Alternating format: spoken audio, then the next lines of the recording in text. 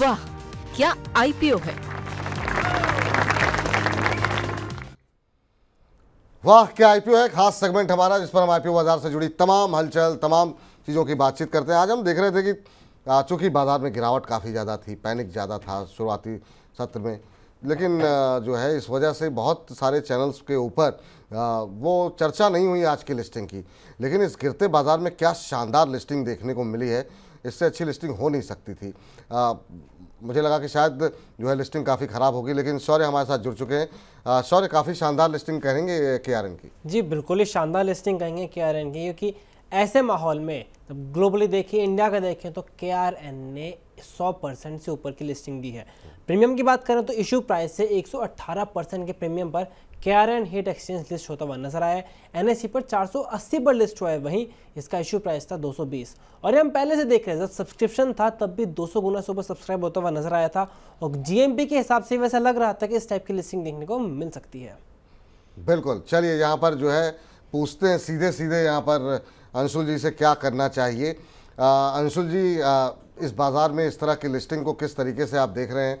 Subscription के आंकड़े काफ़ी शानदार रहे थे, ग्रे मार्केट प्रीमियम को देख करके अच्छा तो लग रहा था, लेकिन ऐसा नहीं लग रहा था कि ऐसे बाज़ार में भी ये शेयर डबल प्रीमियम पे लिस्ट होगा। लेकिन सबको सरप्राइज़ किया है, जिन लोगों को हालांकि मिले बहुत कम लोगों को होंगे। लेकिन क्या इस गिरावट में, गिरते बाज़ार में, क्या इस शेयर को चेस करना चाहिए? क्या अभी भी खरीद सकते हैं KRN को? देखिए, लिस्टिंग गेन की बात थी कि लिस्टिंग गेन के लिए आपको अप्लाई करना है। लिस्टिंग गेन मिल रही है तो उसको एक्स्ट्रापोलेट नहीं करना चाहिए, बुक करके बाहर होइए। अगर ये स्टॉक में दम है कि ये और बड़ा मूव कर सकता है तो ये कम से कम 8 से 12 हफ्ते का आईपीओ बेस बनाएगा और उसके बाद चलेगा। क्योंकि जब तक बेस नहीं मिलता, वो लॉन्च पैड नहीं मिलता है, रॉकेट ऊपर नहीं जाता है, तो वो बेस बनाना इसके लिए बहुत जरूरी है अगर ऊपर जाना है तो। अगर बेस बनेगा और ब्रेकआउट देगा तो जरूर हम मनी 9 पे डिस्कस करेंगे कि आईपीओ बेस ब्रेकआउट आया, बाय कीजिए। तब तक के लिए एक बार प्रॉफिट बुक करके नए जो आईपीओज आ रहे हैं वहां पे अप्लाई कीजिए, उस पैसे को वहां यूज कीजिए। जब तक इसमें बेस कंप्लीट होगा तब तक वापस आपके पास कैश रहेगा तो बाइंग हम रिकमेंड करेंगे। वॉच लिस्ट में जरूर है, बट फिलहाल के लिए लिस्टिंग गेन की बात हुई थी, वहां पे प्रॉफिट बुक करके निकल जाने चाहिए। पूरा प्रॉफिट बुक कर लें सर, 100%? बिल्कुल 100% प्रॉफिट बुक करके कैश पे आइए और नए आईपीओ को अप्लाई कीजिए। कैश पे रहिए, वही सबसे ज़्यादा जो है आपके लिए, सभी के लिए बढ़िया है। इस समय नकदी रहे, कम से कम जहां अपॉर्चुनिटी मिले वहां खरीद सकते हैं। राहुल जैन जी कह रहे हैं सर आज मार्केट बुरी तरह गिरा है, बाई ऑन डिप्स कर सकते हैं क्या ऐसे शेयरों पर जहां पर गिरावट है, जो अच्छे चलने वाले हैं? और सर कैसे पता चलेगा कब प्रॉफिट बुक करना है और कब ब्रेकआउट आएगा? इस पर आप लोगों के लिए खास सेगमेंट शुरू करेंगे सर। अब कैसे पता लगेगा कौन से लेवल्स होते हैं, तो इस पर समय है नहीं, लेकिन फिर भी अगर एक लाइन की टिप्पणी अगर आप कर सकें सर तो। देखिए, अभी तो फिलहाल कहीं भी मेरे को रिवर्सल दिख नहीं रहा है। 15 मिनट के चार्ट पे 2 कैंडल बनी है रिजेक्शन की, लेकिन 25,285 क्रॉस नहीं हो पा रहा है। अगर क्रॉस होता है तो फिर बाउंस बैक कंटिन्यू करेगा। ऊपर में 25,375 से 25,400 की रेंज है जहां तक बाउंस बैक कर सकता है। 3 दिन में एक्सटेंडेड डाउन मूव है तो यहाँ से फ्रेश शॉर्टिंग तो नहीं करनी चाहिए, बट बॉटम फिशिंग भी अवॉइड करके चलनी चाहिए, क्योंकि मिड कैप स्मॉल कैप में बाउंस बैक बहुत वीक रहेगा और next level of down move में वापस तेजी से पिटाई होगी। तो मिड कैप स्मॉल कैप में बॉटम फिशिंग नहीं करनी है।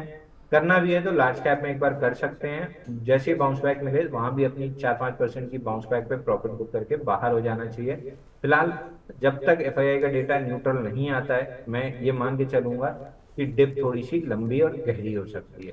चलिए, ये राय निकल करके आ रही हुई है। और इस बीच जिग्नेश बाबरिया साहब कह रहे हैं नमस्ते सर, विपुल सर, अंशुल सर कह रहे हैं कि आईपीओ KRN होल्ड करें या सेल करें, तो उत्तर आपको मिल गया है।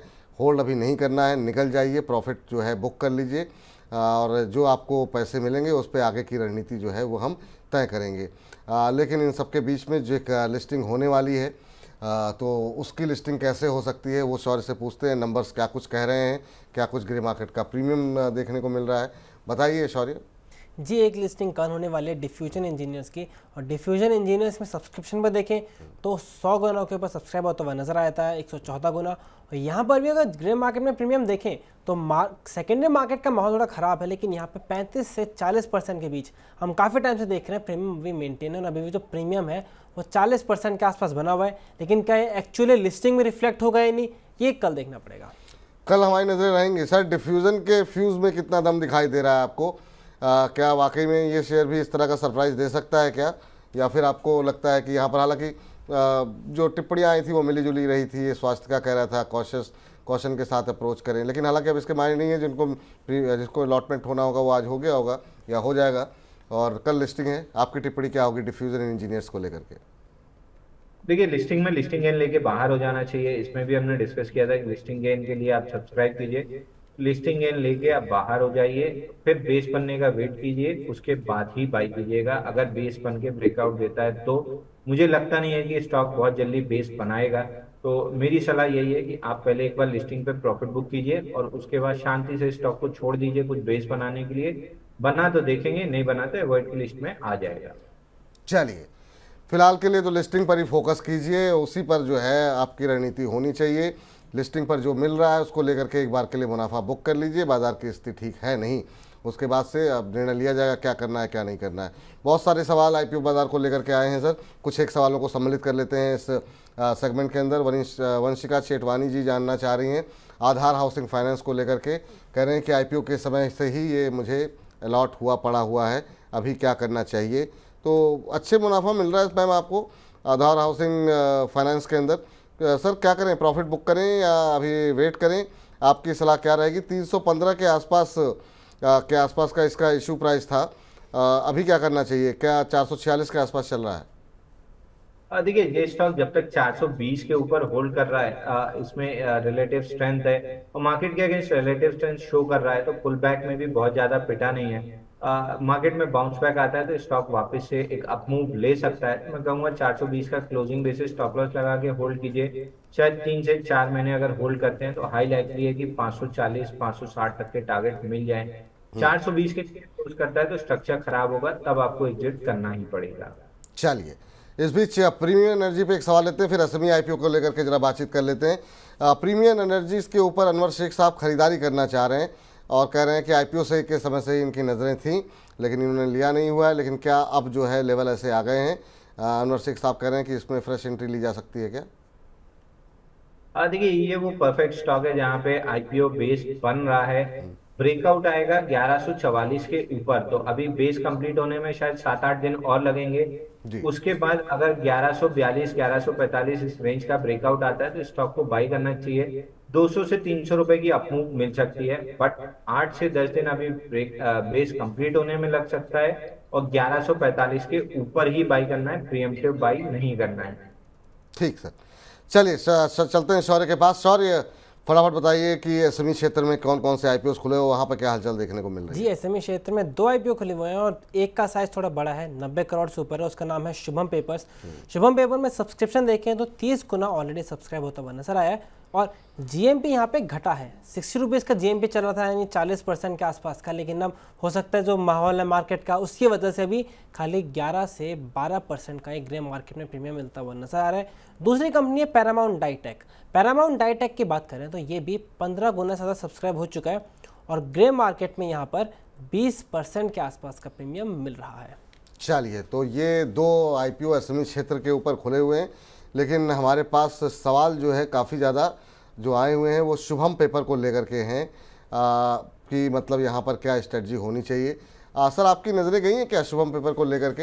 हालांकि एसएमई क्षेत्र का आईपीओ है, आप बहुत ज़्यादा एसएमई क्षेत्र पे नज़रें रखते नहीं हैं, लेकिन फिर भी अगर आपकी नज़रें गई हों, कोई टिप्पणी करना चाहें इन 2 आईपीओस को लेकर के। देखिए, एसएमई क्षेत्र में हम अपनी कंपनी के तौर पे अब थोड़ा सा इस जगह से हाथ खींच रहे हैं। ओवर हीटेड चीजें हैं, अनाप शनाप आईपीओ आ रहे हैं, थोड़ा सा डिटेल भी मिसिंग रहती है। हालांकि इसमें थोड़ा सा पढ़ रहा था, मेरे को ठीक लग रहा था, but again as in company Lakshmi Shri के तौर पे हम एसएमईज को अवॉइड करके चल रहे हैं, अपने क्लाइंट्स को भी अवॉइड की सलाह दे रहे हैं। बट पर्सनल लेवल पे अगर मैं देखूं तो मेरे को थोड़े से इसके प्रोस्पेक्टिव अच्छे लग रहे हैं, क्योंकि पेपर स्टॉक्स में भी तेजी दिख रही है। डाउन द लाइन थोड़ी सी मतलब बेस बनना है, तेजी डेवलप होती हुई दिखेगी, तो सेक्टर टेलविंड भी मिल सकता है। लिस्टिंग गेन के लिए एक बार अप्लाई कर सकते हैं। लिस्टिंग गेन के लिए शुभम पेपर में अप्लाई कर सकते हैं, लेकिन अभी फिलहाल अंशुल जी की जो कंपनी है वो अवॉइड कर रही है, क्योंकि बहुत सारी खबरें जो है आ रही हैं एसएमई क्षेत्र को लेकर के और वो बहुत अच्छी खबरें नहीं हैं, तो थोड़ा सा अवॉइड आप लोग भी करके चले। लेकिन इसके ओवरऑल फंडामेंटल्स जो है वो थोड़े से बेहतर दिखाई दे रहे हैं, तो लिस्टिंग गेन के लिए आप यहाँ पर शुभम पेपर में अप्लाई कर सकते हैं। जो लोग भी अप्लाई कर चुके हैं उनके लिए ये फिलहाल के लिए सलाह निकल करके आती हुई दिखाई दे रही है एसएमई क्षेत्र के लिए। इस बीच सर, इस सेगमेंट को समाप्त करें, और उससे पहले जो है हाफिज़ मोहम्मद माज जनवर साहब का सवाल आया है, और हाफिज़ साहब ने 100 रुपये मनी लाइन को भेजे हैं, और इनका प्रश्न DLF को लेकर के है। अब कार्यक्रम समाप्ति की घोषणा के आसपास हम लोग हैं, क्योंकि महत्वपूर्ण सेगमेंट लेकिन अभी बाकी है चुन के, तो इनका सवाल ले लेते हैं। DLF पे ये बाय करना चाह रहे हैं, कह रहे हैं विपुल सर करंट प्राइस पर क्या DLF बाय कर सकते हैं, बताइए। कह रहे हैं विपुल जी मेरा क्वेश्चन ज़रूर ले लीजिए प्लीज़, आपका सवाल शामिल कर लिया गया है सर। रियल एस्टेट की पिटाई हुई है सर आज की गिरावट में, क्या फ्रेश एंट्री की कोई गुंजाइश है क्या? आपकी आवाज़ नहीं आ रही सर। देखिए आज हिसाब से पिटाई हुई है, तीनों स्टॉक्स के चार्ट खराब लग रहे हैं, गोदरेज प्रॉपर्टी, DLF और ओबराय रियलिटी। यहाँ से 3 से 5% डाउनसाइड आ सकती है, लेकिन उसके बाद बाइंग का कोई सिग्नल नहीं दिख रहा है, तो अवॉइड करना चाहिए फ्रेश बाइंग। मेटल सेक्टर में अच्छी तेजी दिख रही है, तो वहां पे फ्रेश बाइंग देख सकते हैं जी। चलिए अभी बहुत सारे सवाल हैं सर, लेकिन कोई बात नहीं। अब सॉरी, बहुत बहुत शुक्रिया, धन्यवाद आपका। लेकिन सवाल इतने ज़्यादा हैं कि मतलब अगर 1-2 घंटा नहीं, अभी हम लगता है 3-4 घंटे हम और अंशुल जी बैठे रहें तो सवालों की कमी नहीं रहेगी। तो फिलहाल इस सेगमेंट को यहीं पर समाप्त करते हैं। वाह क्या IPO है।